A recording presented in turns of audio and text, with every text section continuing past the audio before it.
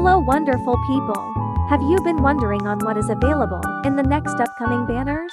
Such as 4.8 all the way to 5.1. In this video, I will briefly explain all the upcoming features that will become available at a later time in Genshin Impact. Before the video starts, make sure to like and subscribe. Let's start by announcing who is going to be on our 4.8 banner. Information given via a reliable source. The first phase for the limited characters are Navia and Nilu.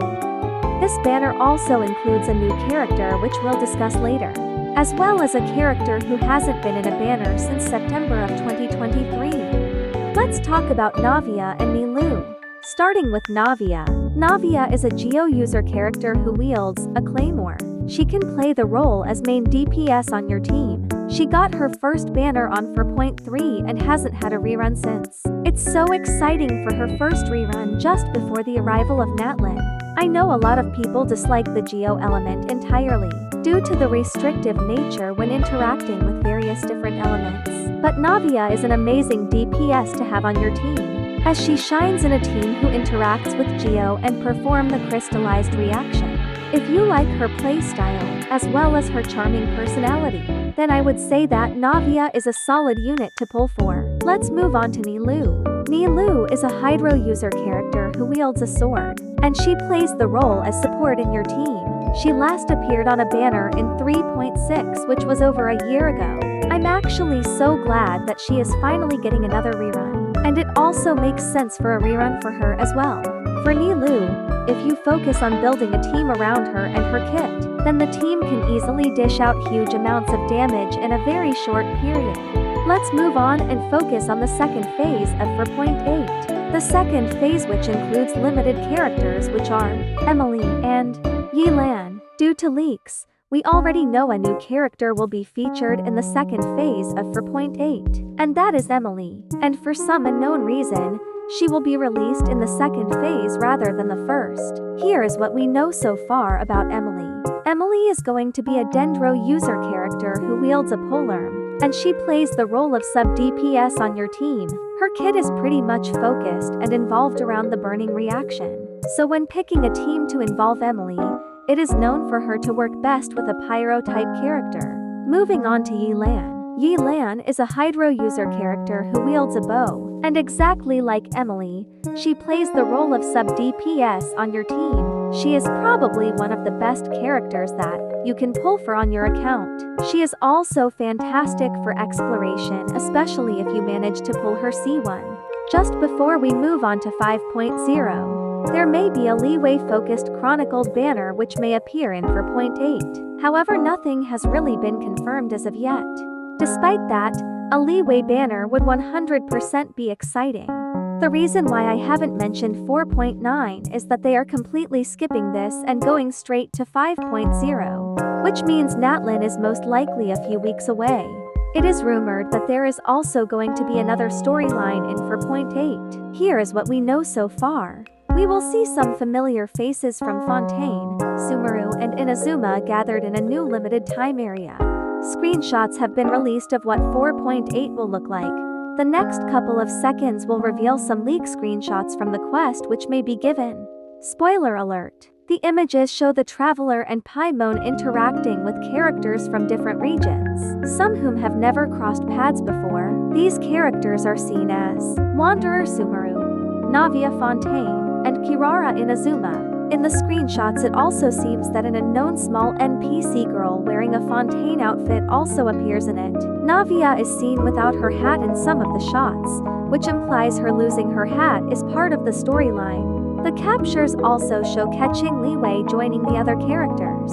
However, there is a chance she is not part of the story, as she is often used as a substitute for another character in Genshin Impact's beta versions. Some rumors have also hinted at the first appearance of the mysterious Alice, Klee's adventurer mother, along with long-speculated Durin. We also have leaks of possible 5-star characters for Natlin. We know that there is going to be one female 5-star character and one male 5-star character, as well as a female 4-star character. Here is what we know about the upcoming characters in 5.0. It's confirmed that 5.0 characters are tied to the Saurians we saw in the trailer. If the three of them are from different tribes, maybe each tribe has an assigned Saurian. There is going to be a 5-star Dendromale user who wields a claymore and has a grappling hook style. This Dendromale user may have the body type similar to Bennett and Razor, as well as being a sub-DPS. Another 5-star character is a Hydro user who wields a catalyst and has high mobility on water. She has the tall body type similar to Raiden Shogun and Beidou, and will be a main DPS character. The 4-star character is also rumored to be a Geo female user who wields a polearm. This could be Eon San, but other than that, there is no more information on this character. We also have a leaked photo of what the new Pyro Archon looks like. It isn't known what type of weapon they use or when they become playable, but overall, I am loving their design. Now it's time on what predictions there will be for upcoming banners. As per usual tradition on the .0 banners, the Archon banners will most likely return.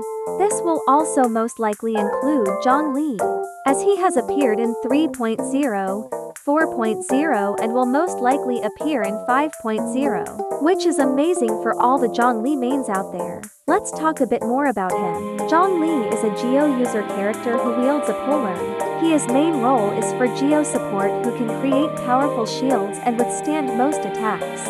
It is also rumored that Reese Lee and Shen may also have a rerun. This is because they haven't had a rerun in quite a long time. Reese Lee hasn't had a rerun since Fontaine's release, which is considered very unusual, so we might see him return for the next upcoming banners as well as Shen, as Shen's last banner was in April 2023. Let's talk about what could happen in 5.1. We have more juicy information of the arrival of Madame Ping and Columbina. The younger Adeptus form of Madame Ping will soon be available.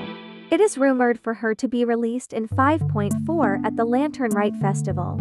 We have already seen what she looks like in her Adeptus form. We know that her weapon is a crit damage substat, which makes her perfect in a team with Xiao. The arrival of Columbina is very exciting, and we all know we have waited a long time for her to become playable.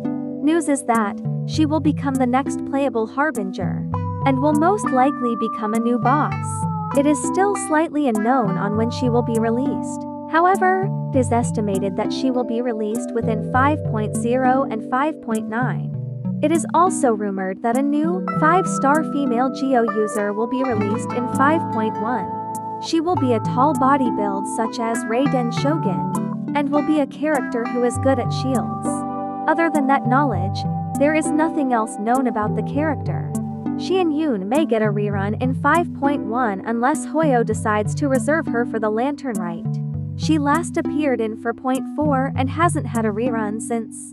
Let's talk a bit more about her. Xian Yun is a 5-star and emo character who wields a catalyst. She is also known by her Adeptus name of Cloud Retainer. She's definitely strong in her field, but where she really shines is in the plunging buff, which really is only worth building for in characters that can do in any way. When researching Xian Yun, I found out that her vision actually flipped in the 4.5 update. It is also speculated that Venti will also return for a rerun in 5.1. This is because he appeared in 3.1 and 4.1 and hasn't had a rerun since.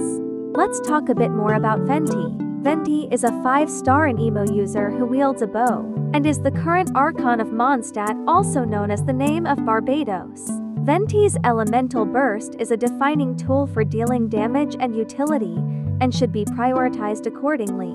His elemental skill also deals high damage, and leveling it up can be valuable. His normal attack will be barely used, so it can be ignored or saved for last. This banner is very far away, so info may not be accurate. That's pretty much all the speculation and information we have on the banners from 4.8 to 5.1. Thanks for watching and hope you enjoyed. Make sure to subscribe if you enjoyed the video to see more content. This really helps me out. Tell me who you are going to pull for in the next upcoming banners in the comments below.